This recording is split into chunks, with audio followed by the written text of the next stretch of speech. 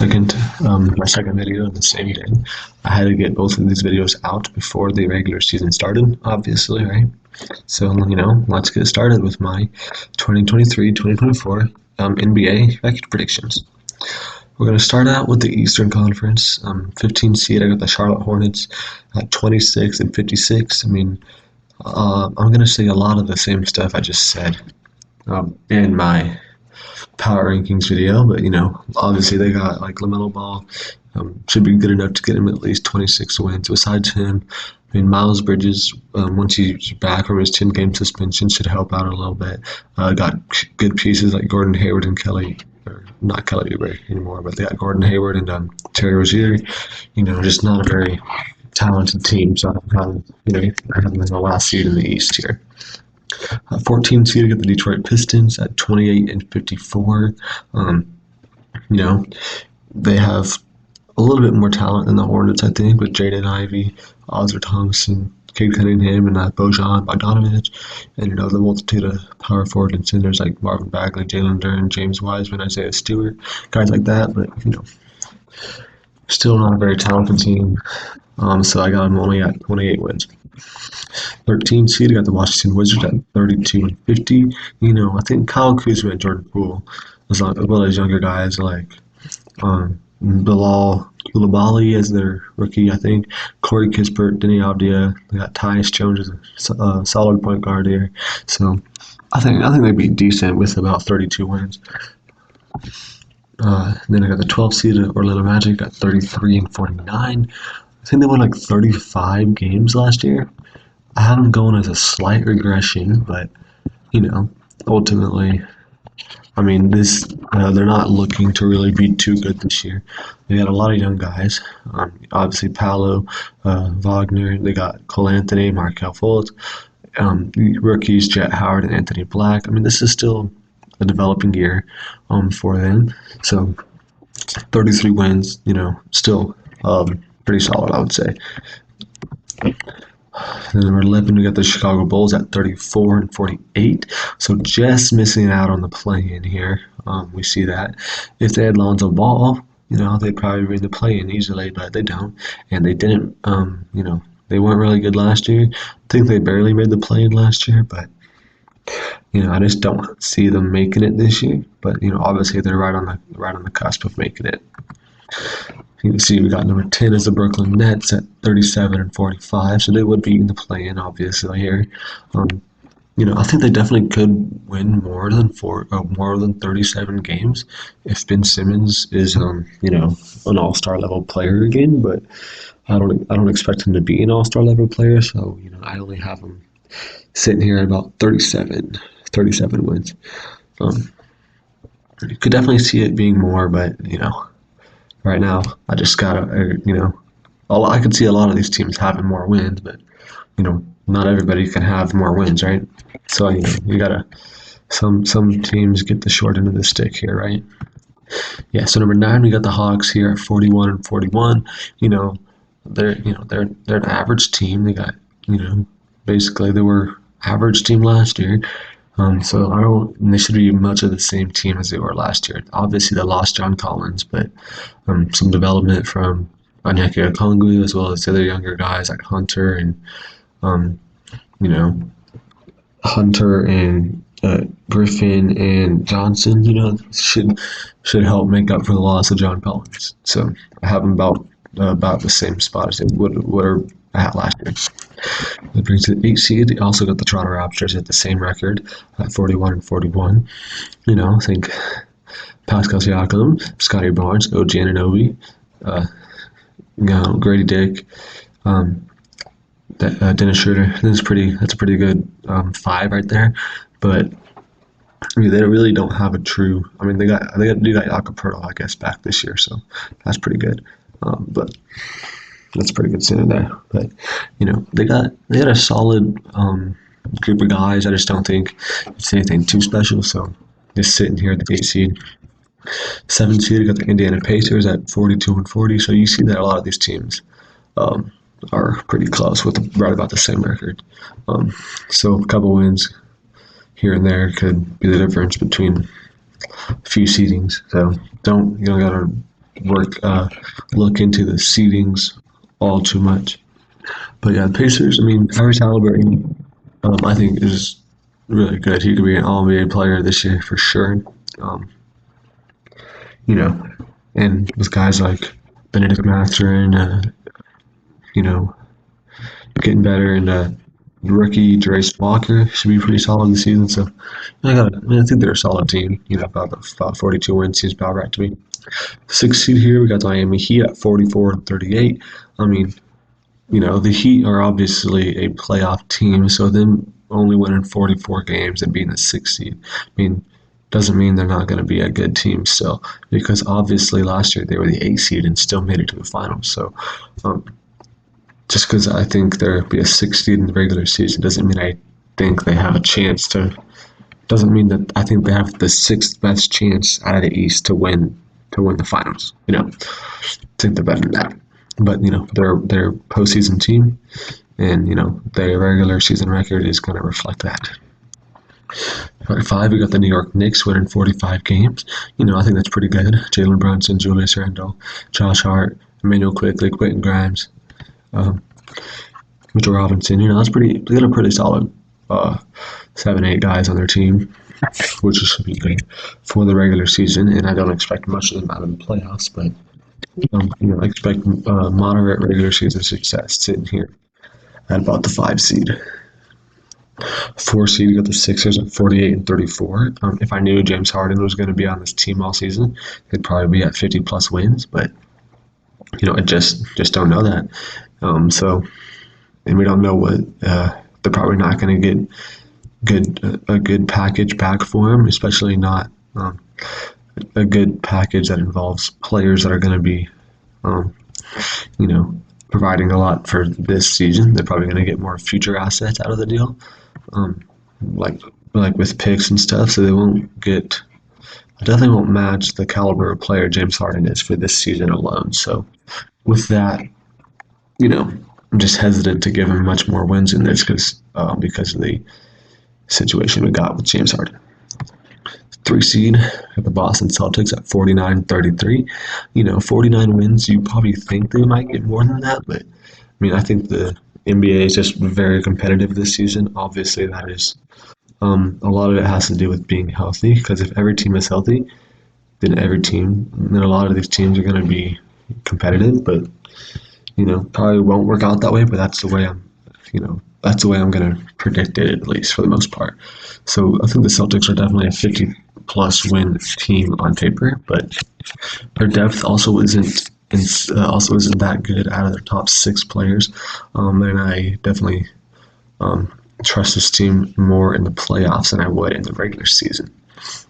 We got the 2 seed, got the Cleveland Cavaliers at 51 and 31. I think the Cavs team, they're pretty deep, and I think they definitely are a regular season powerhouse. I think they're gonna surprise a lot of people this season, win 50 plus games, but doesn't mean I think they're gonna be have a top 2 chance to be in the finals. I'll probably take the Celtics, the Heat, the Sixers. Depending on what happens to James Harden, I'll probably take all 4 of those teams to win the finals still over the Cavs. It's just I feel like the Cavs would have a better regular season than the rest of those teams. The number 1, we got the Milwaukee Bucks at 52 and 30. They could win more, but also their depth out of their top 6 guys. Really their top 5 guys, with Dame, Giannis, Middleton, Bobby Portis, and Brook Lopez. Out of those 5 guys, you got like Pat Connaughton, Malik Beasley. I don't even know who else you really got after that. Campaign and Manassas Antetokounmpo. So they're starting. They got a good 5 guys and a couple decent role players, but I don't see regular season dominance out of the Milwaukee Bucks. 52 wins is still really good, but it's not overly dominant. But come playoff time, they should be pretty dominant, I would say. Now we go to the Western Conference here. With the Houston Rockets winning 27 games, I think they'll be a fun team to watch for sure, but I don't see them winning a lot of games. Their best players are, a lot of guards like Jalen Green, Amon Thompson, Fred VanVleet, and of course you got like Sengun and Jabari Smith. But all those guards, they're not really, at least not yet, haven't been really efficient guards. Fred VanVleet averaged 20 points a game last year, but he shot less than 40% from the field. So I mean, I think they'll score a lot of points, but I don't think the defense is going to do anything to help him out. Number 14, I got the Portland Trailblazers. I mean, they should be decent. They got a solid core group of guys. I think they would win more games if I could tell you that players like Malcolm Brogdon and Robert Williams are going to be on this team past the trade deadline. But I don't really see that happening. Maybe for Robert Williams, but definitely Malcolm Brogdon is definitely not going to be here by the end of the season. So yeah, so they're not looking to be a really good team this year, obviously, because this is year one of their rebuild. So it's okay to not be good. Number 13, you got the San Antonio Spurs. You got Wemby, so you're gonna win 30 games at least, right, with Wemby. But I mean, outside of Wemby, you got like Devin Vassell, Keldon Johnson, Trey Jones. I mean, Jeremy Sochan. I don't know how you say that, but you had a good group of guys. Just you're not exactly ready to win games yet, and that's okay because you can just get future picks and build for the future more. So 12, you got the Utah Jazz at 35 and 47. I mean, 35 wins for the Jazz. I think that's pretty solid. I mean, you definitely could see them getting more wins, but the West is so competitive, so I could see them easily winning 41 games maybe, but that's just, I don't know. The West is just so competitive, so it's hard to get a lot of these teams the wins that you think they should deserve. But yeah. Number 11, got the Pelicans at 38 and 44. So, obviously, I would say if they had Zion Williamson for a whole season, I would probably give them closer to 45 wins. But I don't know. I don't trust Zion to play more than 50 games this season. So 50 is probably even a stretch. So, I don't really know what's going to happen with that.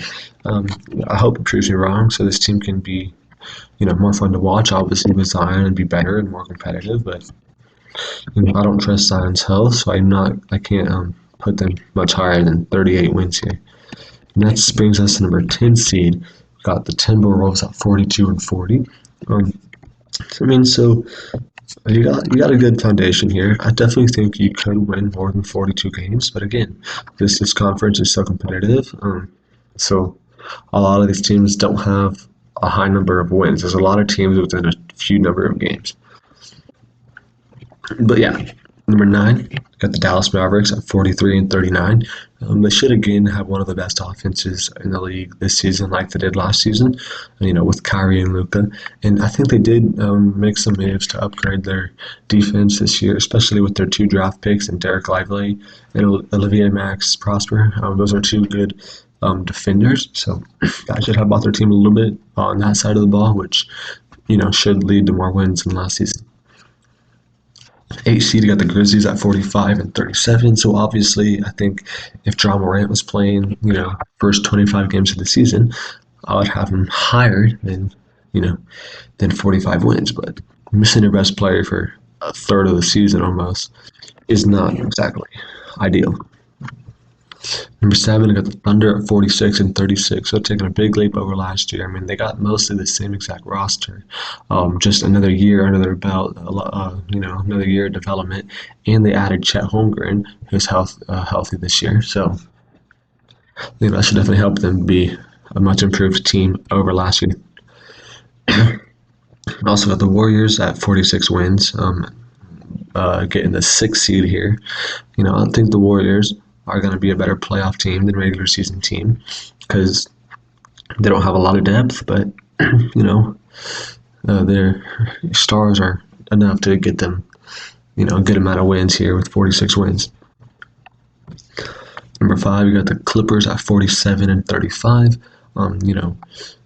This is assuming they at least stay moderately healthy this season, as long as both Kawhi and Paul George could play 60 plus games this season, which is, could be a stretch, but as long as they could both play around 60 games, I could see them winning 47 games. If they both played like 70, 80 to 80 games, I think they could win 50 games this season, but And, I don't think they're both going to play like 75 to 80 games. I just don't think that's happening. But yeah, number four, we got the Kings of the same record at 47 and 35. They did really good last year, and I expect them to do about the same this season. I think this is a few less wins than they had last year, but they're still a really solid team. Returned basically the exact same players from last year, for the most part. So yeah.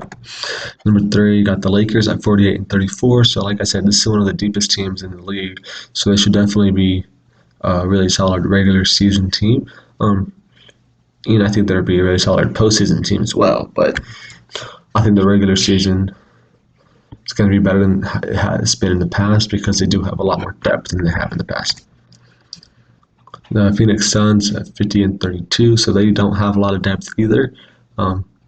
Kind of like the Warriors and teams like that. So they could definitely be a 55-win team, but they don't have a lot of depth. So Bradley Beal's already gonna miss the first game of the season. So who they have to replace Bradley Beal in that starting lineup? They're gonna be starting Eric Gordon instead of Bradley Beal. So that's not exactly ideal. So if one of their stars goes down for any extended period of time, even 10 games, they're going to be going from a top 25, 30 player in the league like Bradley Beal to a guy that's 150th best player in the league like Eric Gordon. So it's definitely not ideal. And they're going to be a better playoff team than regular season team because of limited rotations in the playoffs. But the regular season record is still really good with 50 wins, but not elite. And then the one seed, I got the Denver Nuggets at 52 and 30. I think they'll be a really good team this season. I think they might coast a little bit in the regular season. It's kind of weird to say they're coasting to the one seed at 52 wins, but they could definitely be a 55-win team easily. But I don't think they really need to strive to be the number one seed in the regular season because they just came off a championship. Not a long break, so they don't need to. So they want to kind of pace themselves a little bit in the regular season and just get back at it in the postseason. So now we got our seedings here. So yeah, look at the Western Conference here. You got the Nuggets at the 1 seed, Suns at the 2 seed, Lakers at the 3 seed, Kings 4, Clippers 5, Warriors 6. Then you got the Thunder, Grizzlies, Mavericks, and Timberwolves in the play-in games here. In the East, you got the Bucks at the 1, Cavs at 2, Celtics at 3, Sixers at 4, Knicks at 5, Heat at 6. Then you got the Pacers, Raptors, Hawks, and Nets as the play-in teams here. Now, if you paid attention, the Minnesota Timberwolves 10 seed have the same record as the Pacers in the 7 seed. So, just goes to show that I think the Western Conference is going to be much deeper than the Eastern Conference. Western, I had 10 teams with a winning record. In the East, I had 7 teams with a winning record. So, I think the West is better than the East for sure. At least depth-wise, the East might be better at the top. But really, I think the top 4 teams, you got 2 from each side. So I think at the top are probably about even. But I think the West is definitely deeper than the Eastern Conference. So that's what I got. Thank you for watching. Make sure to come back next week for my power rankings video, and I will be posting positional rankings and bench rankings, and then a top 100 list sometime within the next 1 to 2 weeks. I did not have enough time to get that out before the regular season started, but I think these videos are more important. The power ranking and record prediction videos are more important than the positional ranking videos because those can still be, valid within the first 2 weeks of the season, while as your record predictions and stuff could be potentially swayed a good amount by the first few games. So that's all I got. Make sure to come back and watch those videos.